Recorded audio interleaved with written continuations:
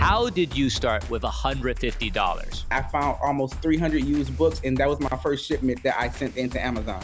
How did you pick those used books to get? I would scan a book. I would look at the sales rank. I would want it to be below 1 million at that time. You can jump off the mountain and learn how to fly on your way down. Hello, ladies and gentlemen. Today we have an Amazon influencer, Lewis Moore, aka LM3, to join us. He's been putting contents on his social media constantly and sharing all his Amazon knowledge and his customer journey as an Amazon seller. He is specialized in selling used books and also selling groceries on Amazon FBA and Amazon FBM with just $150 to start. Welcome, Lewis. Welcome to our show today. Thank you, Samuel. Thank you so much for having me on. I really appreciate it. So, Lewis, tell me, where are you right now? I am located in Germany. I'm about an hour away from Berlin. So, why are you in Berlin? Why Europe? When I was 19, I joined the United States Army. I'm American. I joined the Army and I got shipped over to Germany. And while in Germany, I met my ex-wife and we had a child, and I stayed over here because of that. And then I started to build my business and kind of put roots here with friends and family and things like that. So yeah. So, your Amazon business, this is in Europe? Yes, in Germany, yes. And where's this the name LM3? Where does that come from? My name is Lewis Moore III, and one of my subscribers gave me that name. She said it on one of my lives. She said it, and I really liked the way it sounded, so I just took it and ran with it.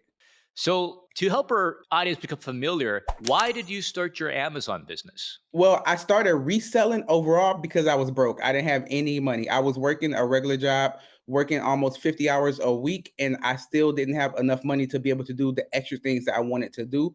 So I got online and I started to look for different ways to be able to find ways to make extra money. And I started with blogging, and that was my first way of actually making money online. I was making like $1,000 a month, but I was blogging in a topic that I hated writing about. I was just doing it because it was a popular topic. So I started to look for more ways to make money online. And I had about 50 pair of sneakers, Jordans, that I was like, I got to the point to where I realized I was wasting my money on these shoes while I didn't have any money. So I started to sell my shoes on eBay. And then I was amazed by how fast they were selling. So I started to sell other things on eBay. And over time, just doing research about how to be a better eBay seller, I came across Amazon. I don't remember how, but I came across Amazon and selling used books on Amazon. And I started doing Amazon also. And over time, Amazon just kind of took control, and I stopped doing eBay and moved all the way over to selling on Amazon. So, what's the difference between selling on eBay and selling on Amazon? Like, why did you move from eBay to Amazon? I like to say eBay is more of a wish and a hope. Like you hope you sell something on eBay, or you wish you sell it on eBay. Like there's a little method to the madness. Like you can go on there and see the sold items and see what like people are popular, but there's really no way of telling if sell. You're just basing it off of what other people bought. But Amazon, like I'm a numbers guy and I'm a logical guy. So I like to be able to go on Amazon. Like you can use the sales rank, you can use softwares like Keeper, and you could pretty much predict how many times the item is going to sell in a month, how much is going to sell. It's just more logical compared to eBay. So, when you sell on Amazon, you're able to see how many product could be sold, and then this help you make a better sourcing decision as well, like when you're picking products. Exactly. So, back to you a little bit. Like, so are you doing Amazon full time now? Or are you doing it on a side? Oh no, well, see, this is the thing. I'm going to tell you, yes, I do Amazon full time because I work like a full-time Amazon seller, but I still also have a full-time job.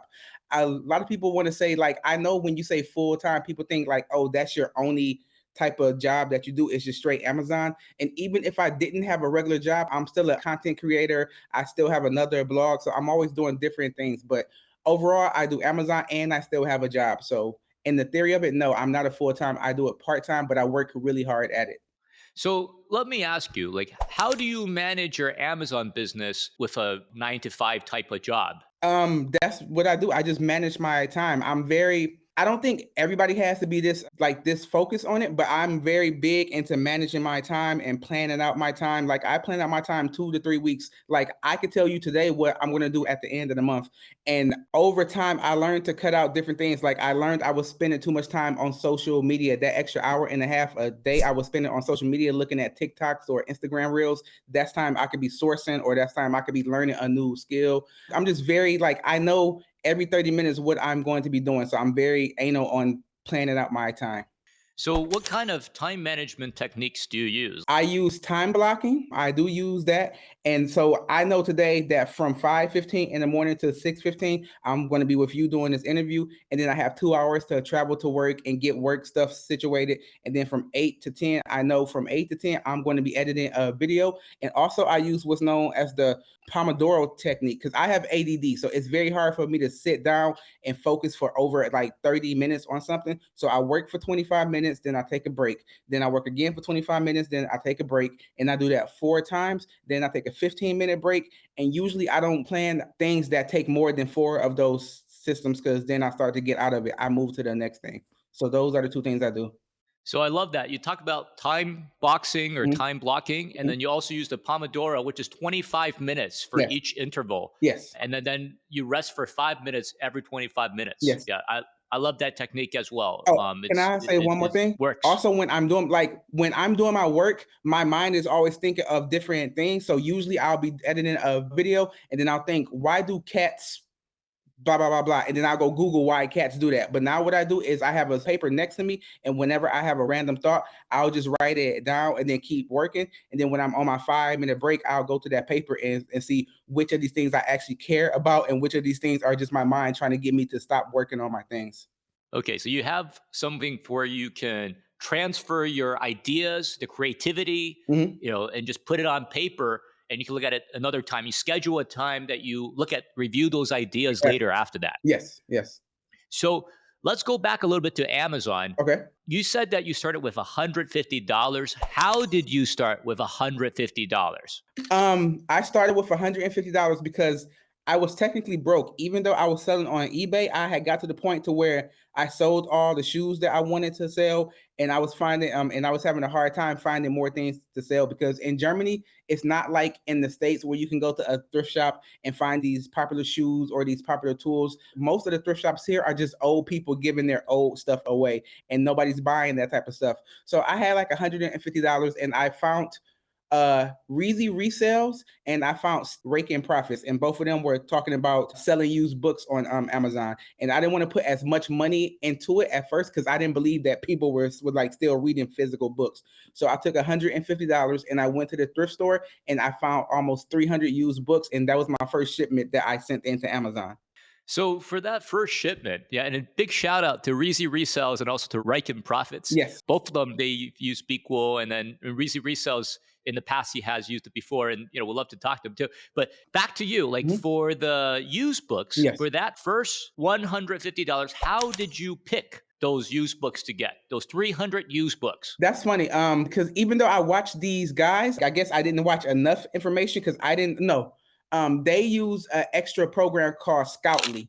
Yes, That yes, they scan it right, yeah, and then they with scan the it. Bluetooth, yeah, yeah. Exactly. They scan it and then it pretty much tells them buy this or don't buy this. You give Scoutly your parameters of what you're looking for, maybe by sales rank, by often how much it sells. But Scoutly doesn't work in Germany. So I was just using the regular sellers app. So I will scan a book, I will look at the sales rank. I will want it to be below 1 million at that time, below 1 million sales rank.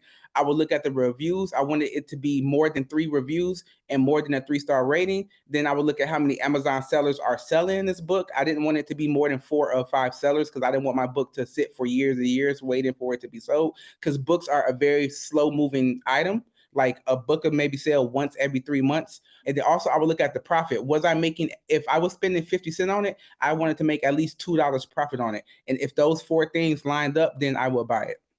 So, what about now? Like recently, I was playing around the Amazon Seller app, and I really like the camera function now. Mhm. Now, I was scanning some books as well, and now once you scan it, it just takes a picture. Before, I had to Exactly. go to the back and look at the ISBN, which is Exactly. great. What about now? Is that still the technique you would recommend people who are just starting out? The good thing about I started almost 2.5 years ago. So over that time, I've become more knowledgeable on how to sell on Amazon and how to source. So I would recommend that people get Scoutly if you're in the States. And if you're outside of the States, I would recommend you get an app called Scout IQ. No, I'm sorry, I was saying it wrong. Scout IQ is for the States. Scoutly is what I use, which is outside of the states, and it works in Europe, Canada. It works all over, and it's just like Scout IQ. You can set up your different triggers, and you just scan it, and it's much quicker. And I also use the way that you were talking about. If the book doesn't have a barcode on it, like a lot of old books don't have a barcode on it, or a lot of copy books don't have a barcode on it, I'll just open up the Amazon seller app and scan the cover of the book. So let me ask you, because I was scanning books myself. Like I scanned a lot of different books, Oh and wow, then okay. several of them they're gated. Yes, Like I wasn't able to sell that book. So yes. what do I do? Like what? Um, Let's say I go to the place, I found maybe I got 20 books that I can't sell it. Right. See, that's a problem that I was coming across for 2 years, and I just figured out how to fix that a couple of weeks ago. And I found out because I was at the grocery store and I was scanning an item, and it said that I was gated on it. Get approved is what it says on Amazon, and then it said congratulations, you're approved. But then I scanned the item again, and then it said no, you're still gated. So what you should do is you should try to get approved for it, and if you get auto approved, there's a glitch in the Amazon app that it say that you're auto approved, but then you're not auto approved. So what you have to do is you have to get approved through the Seller Central web browser. And if you do it that way, then you'll be actually ungated in it. And if it's from the manufacturer, like a lot of manufacturers don't want anybody else selling their books, so they'll gate the book. And if that happens, then you just can't do anything about it. Just move on to the next book. So what do you do with those books that can't sell? Well, I have a system. If I get a Gaylord of books, which is just a bunch of books at one time, maybe between 600 to 1,000, over half of those books don't sell on Amazon FBA. So if it doesn't sell on Amazon FBA because the sales rank is too high or the profit isn't high enough, then I'll look and think, does it sell for Amazon FBM? If it doesn't sell for Amazon FBM, I'll just donate it back to another thrift store that I usually don't go thrifting at because I don't want to give those books back to a thrift store that I do thrift at because then I'll just end up thrifting the exact same books. Right, you'll be going for the same pile again, right? Like next Exactly. time you purchase Exactly. from them. Exactly. So let's slow down a little bit. Can you tell me, like, what should people sell on FBA? What should people sell on FBM? Because you talked about selling on FBA and also about FBM. Okay, you can sell anything on FBA. I'm still surprised today of some of the things that people sell on FBA. So I don't think it goes by what item you should sell on FBA. I think it goes by what parameters you want to sell on FBA. You want to sell things that don't sit so long on in the storage at FBA because after a year of sitting in the storage, you're hit with long-term storage fees, which is crazy the amount they charge for that. It's like 3 to 4 times the regular storage fees. So you want to send in fast moving items to Amazon FBA, whether that's by, you can tell that by the sales rank. You can use an item software like Keepa that'll tell you. And then with FBM, the way I do FBM is for books. If it's over 800,000, because I used to sell under 1 million to Amazon FBA, but that's still too much. So if it's over 800,000, but it has a good profit, over $5 profit, then I'll store it as FBM. And also, what you decide to store as FBM depends on what type of space you have. If you don't have a lot of space, then you really can't do that much FBM. But if you have a basement or a storage unit or a warehouse, then you can store more things. And when you store it yourself, it doesn't matter how long it sells because it's your own storage. You're not getting those hit with those storage fees. That totally makes sense. So if a product is not going to sell quickly, Mhm. then you might keep it in FBM, keep it at your own house, Exactly. somewhere where you're not charged for storage. Exactly. If it can move quickly, especially in Q4, Mhm. where the prices rise for storage, I think Mhm. it's $6.90. Well, this is for the US. I don't know. In Europe, it's probably the same. It's And then you'll be getting a lot it's more. about the same. Oh, also with FBM, there's another way I do FBM is I do okay, this is two things I do. I'll sell groceries as FBM and I won't buy the actual item until it sells. I don't know how that sounds, but there's a lot of grocery store items that are like brand items for the grocery store that are always in stock that sell on Amazon FBA and maybe that sells on Amazon and maybe the sales rank isn't worth me sending it into FBA. I'll sell it as FBM. And when somebody buys it, I'll just go to the store, buy it, and then ship it. And also with That's genius. yeah, thank you. This reminds me of the days in eBay where you would sell the product first, and then purchase it, then you ship it. Yeah, that's what I used to do as well. That is exactly where I got the idea from. I had a friend who was an eBay seller, and he was telling me that he'll sell dollar store DVDs, but he would just sell it on eBay, and then once somebody bought it, he would go across the street to the dollar store, buy it, and then ship it off. And I was like, that should work for Amazon also. I'm going to play the devil's advocate here. What if you sold the product, Mhm. But you go back to the grocery store and, God forbid, you can't find it anymore. Like Yeah. it's sold out. Honestly, I get that, and I don't do it with a lot of items. I just do it with the items that I know will be in stock, and also these items that I sell. It's only like 10 different items. These items I can get from separate different grocery stores. So maybe this grocery store doesn't have it, but I can go 10 minutes down the street to the next grocery store and then they have it. So I have more grocery stores to pick from than just one. So selling on Amazon Europe or in Germany, Mhm. is it profitable to get items from the grocery stores and then sell them? Like, what do you guys have there? Like Aldi's or We have an Aldi. Yes, yes, yes, yes. yeah, Aldi's, right? Yeah, I remember that. And I didn't see too many clearance items. There's some, Yeah. but it didn't seem like there's tons, like that. So how does it work? That is the thing. I get a lot of my items are not even on clearance. It's amazing the items that you can get that are priced regular, such as boxes of cereal or bars of chocolate, different that are on regular price that sell for double and triple on Amazon. So a lot of the items I get aren't even on sale. They're just regular price items that I can sell more on Amazon. And the thing about it is that like the profit margins aren't the biggest. Maybe if you buy a pack of candy, you're making 30 or 40 or 50 cents on it. But the thing about it is you have to stack those profits. So instead of just buying like, and when I sell used books, I only can find one of those books. So I can only sell it once. But when I'm selling a pack of candy or a pack of gummy bears, I can get that item 100, 200, 300 times. And then I stack up the profits that way.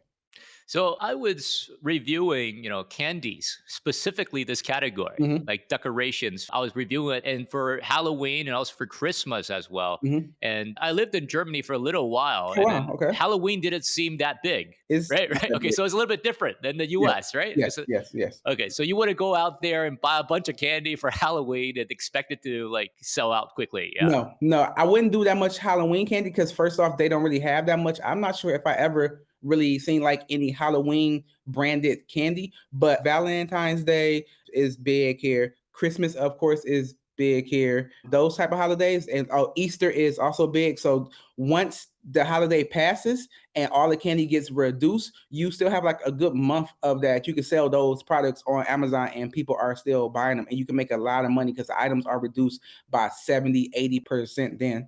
And then going back a little bit to used books, Mhm. could you explain a little bit more on the bestseller rank for used books? Like, Okay. how do you decide when you're picking products?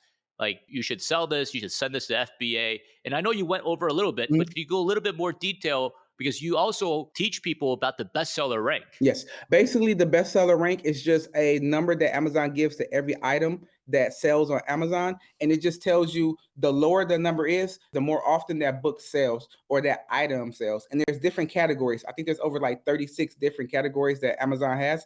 And each category, the sales rank means a different thing. So if I was to say I sell books on Amazon FBA that are under 800,000, that's fine because there's like 42 million books being sold in Germany. So under 800,000 is still under 1% of the fastest selling items. But I would never sell an item in the grocery category that was 800,000 because that means that it never sells at all. So with books, I stay under 800,000 when I'm sending it into Amazon FBA, but between 500,000 and 800,000, the profit has to be pretty good for me to send it in there because it's going to sit a little bit longer, maybe 3 months, maybe 4 months. But if I'm making $5 to $10 profit, I'm fine with that.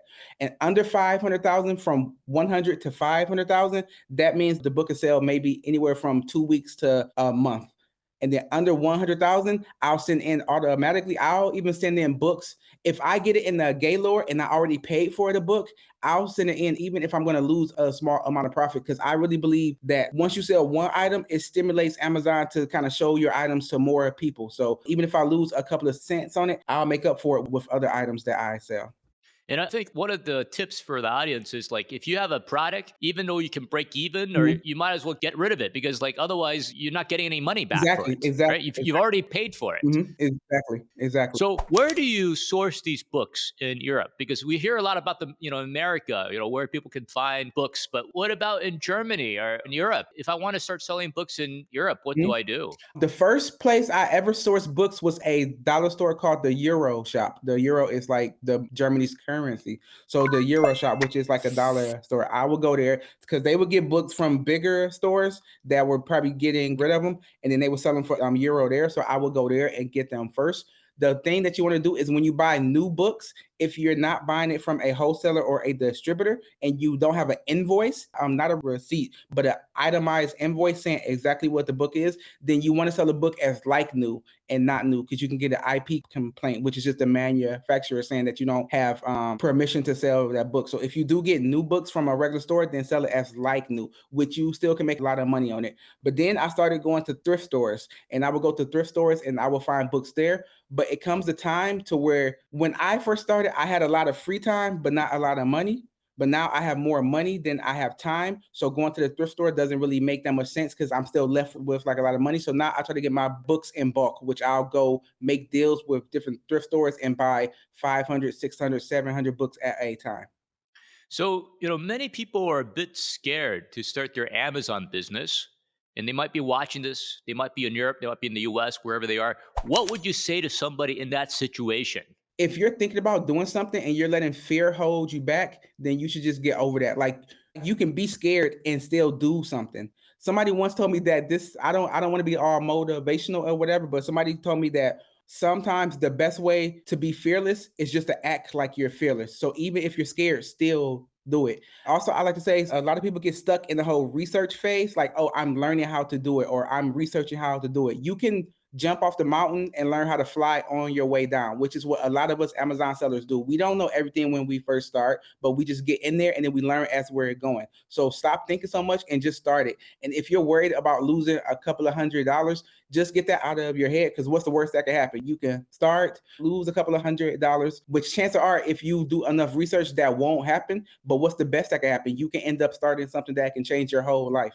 Yeah, it's like weighing the risk, Mhm. right? If you overthink it, keep Exactly. overthinking it, then you're always learning. I'm learning this, I'm learning that, I'm learning, learning, learning, but you're never doing. Exactly. Yeah. Exactly. So you got to be an action You taker. got to I take totally action. agree with you. Exactly. And what is the worst thing that could happen to you, Mhm. right? What is the worst thing? You'll be where you are before, right? Exactly. And then you Exactly. just lost a couple of months of time, Mhm. and you probably would be spending the time doing things that are not That as don't help it at all either. worthwhile. Yeah, Exactly. exactly. And then also, like, think about the business risk. If you went out, you do a store, and then you invested, you're going to spending a lot more money than if you're just trying to sell something online first. Exactly. Yeah. And that's also something that I like to say, like, we live in a time now where you can literally start your own store for under a couple of $100. If you were to do this, like you said, maybe 10 years ago, do you know you have to invest, you have to get a loan from the bank, invest 20, 30, $40,000 in there, and then you could really like lose like a lot of money. But with this, you can literally start with like $100. Like people spend more on Starbucks coffee in a month compared to what you could start a business with now. But we still got some hesitant audience. So I want to ask you, what could be the worst thing that happened to you if you sell on Amazon? The worst thing is that I've never heard it happening, but in theory, you can start private labeling and you can start something like a shampoo line or a soap line or something like that, and somebody can get hurt by your product and you can get sued. But that is not a way I would recommend somebody start. But if you wanted to start doing private labeling and you did something that has some type of chemicals in it, that's something that could happen. Yeah, so you got to pick the products category carefully. Yeah. When you start out, start with something safe. Hmm. Yeah, and then move on. And then I do know some sellers, they sell the hazardous product Yeah. in a super high profit. But of course, there's a lot more risk as well, right? Exactly. But then they're more advanced and they Right. know the rules really well. Exactly. So, what would you recommend for people when they're pricing used books? Like, what ROIs or how much dollar amount do you suggest people to at least get when they're setting their mins and their max prices? I believe it depends on what type of person you are. Like, there's a lot of people who are more patient and they don't mind books sitting for a couple of months. I'm the total opposite. I want to send this stuff and I want it to sell as much as possible. So I'm totally fine with selling books for lower than what I could get if I waited. So I'll buy a book for 50 cents and then I'll list it on Amazon for 14.99, and I'll put my minimum as 7.99, which will give me maybe $2 or $2.50 profit, which is the lowest that most books sell here in Germany. And I'm fine if all my books sold with 7.99, I'm still making 300, 400% ROI. So I'm fine with that. But if you want your books to sit a little bit longer and you're wanting to sell it like a little bit more, then you can set it for 8.99, 9.99, 10.99, who knows? But I'm fine with it selling at the minimum. So I want to ask you, what's your process? Like, what is some of the essential tools for somebody who is just starting out in Amazon? Okay. I actually just wrote a blog post about this. To start out, all you need is a laptop, a cell phone, and a printer. That's all you need to be bare bones to get the job done. That's not the quickest way or the easiest way, but just to start out, I really recommend that people start out that way because it forces you to use the Seller Central website and the Seller app to do your shippings and your listings. And I think it's very important to learn how these items or how these tools work before you start adding in things to make life easy. But once you do a couple of shipments, then you can get things like a barcode scanner, you can get a USB barcode scanner, you can get softwares like third-party listers that will make the listing process a lot quicker. Then of course, I always recommend that you get BQool, a repricer, because that has changed how much I sell and how I sell. So those are some of the things that you can get once you start to get more profit and you start to learn more of the process. So as a bare bones seller, if Yeah. I'm just trying to do bare bones, start out with 150 bucks, Yes. what would be the breakdown of that $150? Like how much of it for inventory? How much of it? Because like if you want to get the buy box, for Mhm. example, should you invest in becoming a professional Amazon seller? Like Okay. because you need to pay Amazon for that professional Amazon seller account, 39.99 US, and in Europe is probably around the same It price. is. It is. Like what do you do? I used to tell people to never go with the individual account because when you have the individual account, which is also Right. known as the free account, you have a surcharge of 99 cents for every item that you sell. And if you want to sell more than 40 items a month, which is what you want to do as an Amazon seller, you want to be selling 10 times that. But then if you sell more than 40, then you're paying more than what the actual professional account costs. But if you're just starting out bare bones and you just want to kind of put your foot in there, then get the free account. But if you already know this is something that you really want to do, then you would take and get that professional account. And the thing about that, it just depends on how fast you are. If you sign up for Amazon and you hit the road running and you're sending in your shipment within a month, you might not have to pay that 40 euro or that $40 out of pocket. You might already sell enough items to where Amazon just takes it from your balance. But the breakdown would be save if you have $150 and you already have your laptop, your phone, and your printer, then take $100 and go source books, which you can get anywhere from 100 to 200 books. So that's $100 for that. And then the other 50 is just save it for your paid membership of Amazon. And that's all you will need to do. You can get boxes for free. When I first started, I got boxes for free. I would go to my grocery store or to a local shoe store and I would ask them if I could have boxes from them. And tape and paper, those are things that like you probably already have around your house anyway. So that's as somebody with $150. What about if somebody wants to start at $1,000? What would the breakdown be for them? If you had $1,000, I would say that you will want to start with books and retail arbitrage, which is where you go to stores like Walmart or Target and you find items that are on sale that you can sell for a profit on Amazon. So I would say if you had $1,000, you will want to make the process as easy as possible. So instead of using your regular printer, which you will use these things called 30 up labels, which is the sheets of paper that have a label, 1 row, 2 rows, 3 rows. You will get what's known as a thermal printer, which is a printer that actually prints from heat instead of ink, which will save you a lot of money and is a lot faster when you're doing labels. So you will spend maybe $100 to $150 on that. You will get the professional account, so that's $200 gone. You will sign up for a third-party lister, which the one I use only costs like $10 a month. Then the other 750 you would use on inventory. You would get as many used books as you possibly can. I don't know where you live at, so maybe you can spend $400 or $500 on that. And then the other 250, I will go to stores like Walmart and Target and just scan all the items in the kitchen aisle or in the arts and craft aisles and see what you can find. So let's talk about some of those essential tools that you mentioned. Yes. Like when you're starting out, what is the three essential tools? Like you said, the Amazon professional account is a must Yes. because you definitely want to do more than 40 sales. So Right. it makes a lot of sense rather than paying 99 cents for that. You've Exactly. mentioned Keepa as well. Yes. And then you also mentioned Turbo Lister, the one that you use. Right. And then there's also BQool that you Yeah. mentioned. Yeah. So would these be the essential softwares that you recommend people like when they Yes. start out? That is my trinity that I would use. Keepa, Turbo Lister, and BQool, definitely. Because Keepa, I just recently started to use Keepa because I didn't know of the power of Keepa. But now that I have it, I honestly don't know how I was selling without it. Keepa is what you use to tell you who's selling this item, how many of the items they're selling, how often the item sells, how often over 30 days, 90 days, or 180 days the item sells. This pretty much tells you if an item is worth selling or not. Then with Turbo Lister, that is a third-party listing software, which just makes the process of shipping items much quicker. There's only been one time that I thought about quitting Amazon, and that was back when I was sending in like 200 books and I had to do it all by hand using the actual seller's app because it was taking me 2 days to like label and ship these books and I just couldn't do it. Like it was just taking too much time. But then I found out about Turbo Lister. So that's fine. And then BQool, of course, because you want to reprice your items because everybody else is doing it and you want to be able to compete. You actually want your items to be able to sell. So when did you decide to use Be Cool? To be honestly, I don't know when I started to use BQool, but I can tell you why I started to use BQool. BQool wasn't my first repricer. I had went through 3 or 4 different repricers before that, but being in Germany, a lot of these repricers don't cater to us, or they will say that they sell or that you can use their repricer in Germany or in Europe or outside the country, but they don't really focus on that. So it's just, yeah, you can use it, but if it has a glitch or it doesn't work, then we don't really know about it. So after the 4th repricer, I got tired of it because either the customer service was bad or it just did not work. So I found repricer probably through a YouTube video. And once I got to Be Cool, the thing that really got me is the customer service. Like I had a couple of questions and they were always answered to like so much detail to where I never had to ask follow-up questions.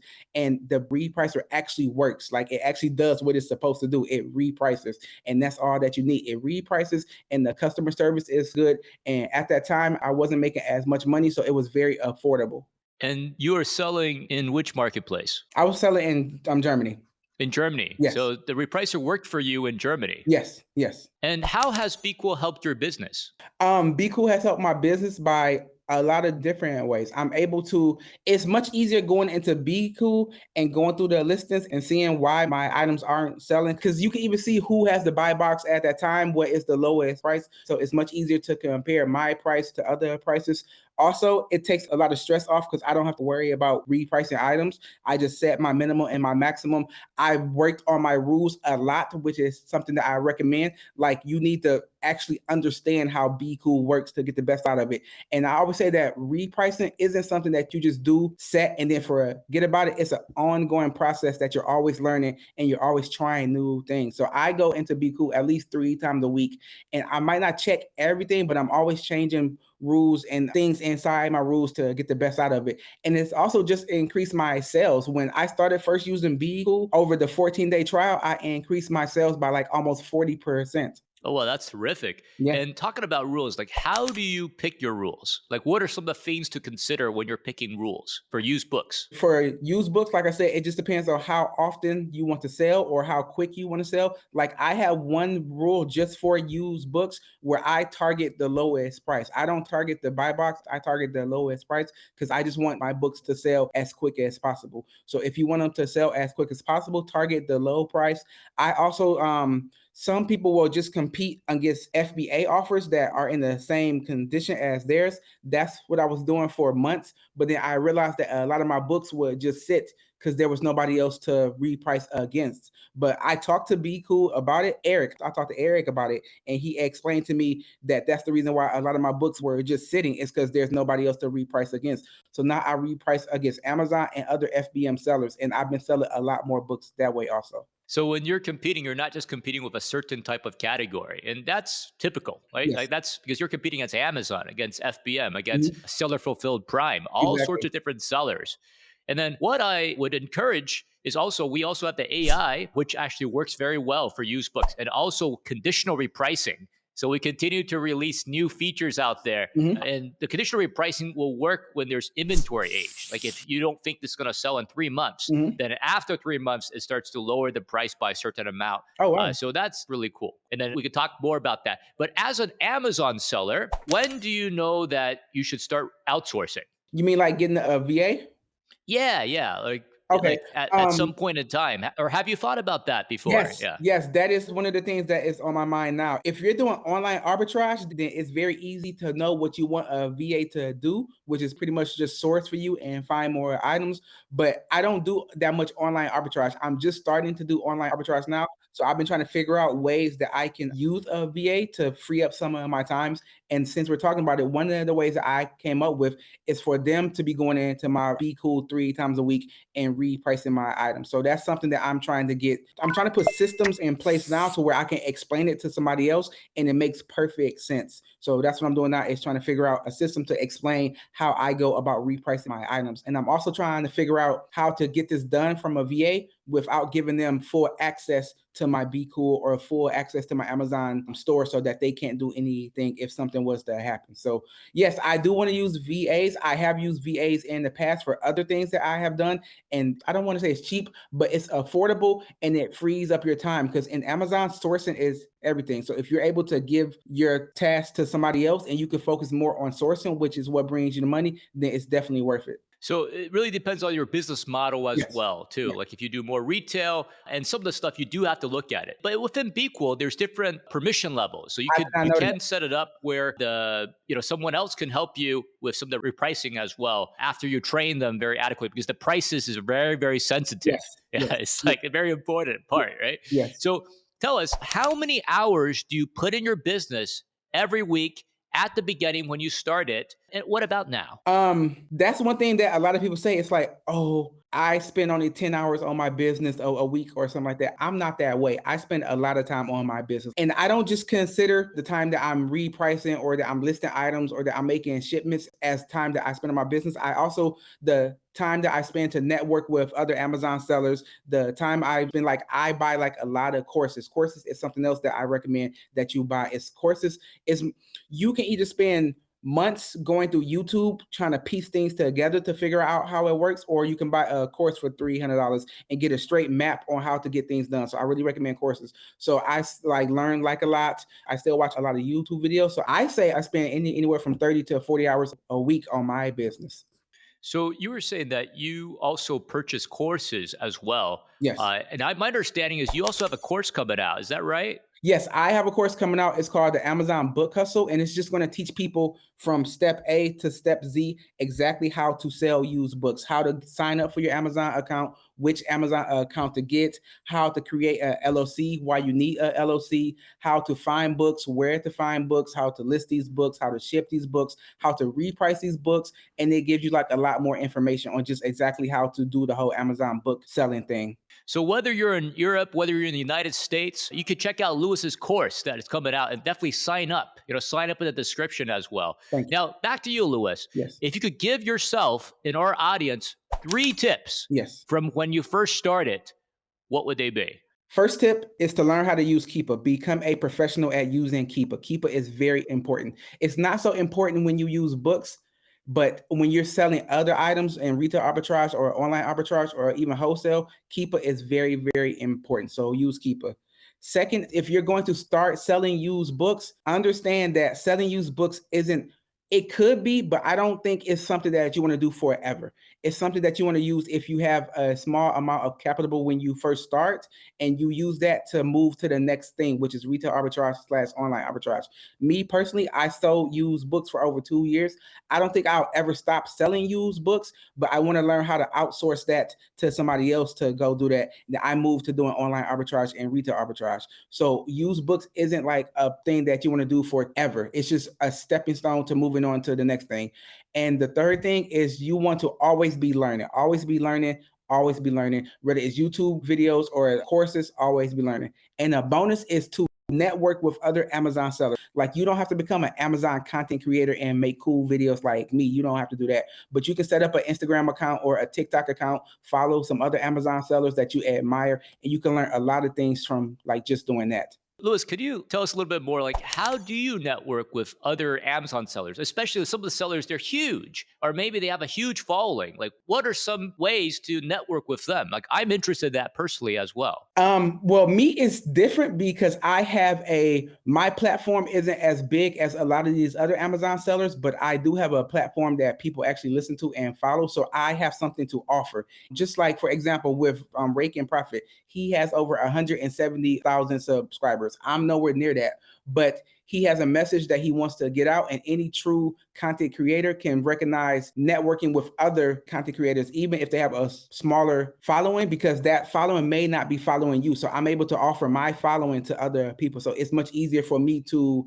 network with other people. But when you're just networking and you don't have like a content following, then just network with people around you or like in your same niche or in your same level. And also just simple things that's like liking other people's pictures, commenting on other people's pictures. If somebody bigger than you post something that you want a question about, then like ask that question in the comments, send them a DM. Because one thing I've learned is that a lot of Amazon sellers, we like to teach other people. People would think that Amazon sellers will be like, no, I'm keeping all the secrets to myself because there's not enough money to go around for everybody and I don't want people to do. But a lot of Amazon sellers love to talk about Amazon and they will talk your ear off about it if you just ask questions. So they're willing to share if you ask about it. That's what you're Exactly. saying. Exactly.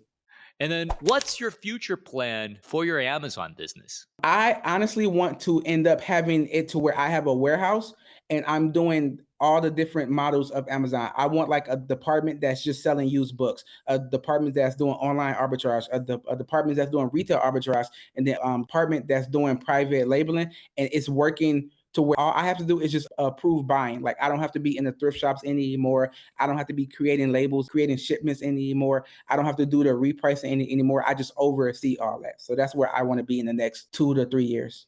That sounds fantastic. Like with having your warehouse, you don't need to rely only on Amazon as well. Exactly. Like, and Exactly. you could also ship to other channels and Exactly. platforms as well. Exactly. Exactly. Is there anything else you want to share with our audience today? Pretty much, if you haven't learned anything from this interview, then just I want you to take the fact that you don't have to be special. You don't have to have a special talent or a special skill to start something on Amazon FBA. Anybody can do it as long as you're willing to learn and you're willing to hustle and you're willing to actually stick with it. You can be successful. It's not something that is like out of your reach. Anybody can do it.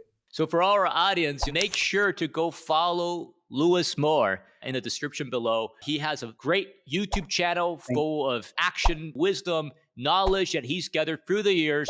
He also has a podcast as well. And make sure to sign up for his course. This is a guy who's in the trenches. He's with you there. He teaches you step by step how to go from $150 to where he's at and even farther apart. So definitely do that. And thanks again, Louis, for your time. Really appreciate your time today. Thank Appreciate it. you for having me. Thank you. And Louis, I got one last section here. We have a rapid fire session. Okay. I know we didn't rehearse this. We just have answers 10 seconds or less. Yeah, Okay. it's just for fun, get people to know you a little better. So you ready? Yes. Morning or evening? Morning. Diet or weight training? Both. Diet is what gets you to lose the weight. Weight training is what gets you to scope the body that you want. Basketball or football? Basketball, but I don't really watch sports. Sports car or SUV? Sports car. Netflix or HBO? Netflix. Amazon repricer or BQool repricer? BQool repricer, of course. And that's Louis Moore, the third for you. Thank you.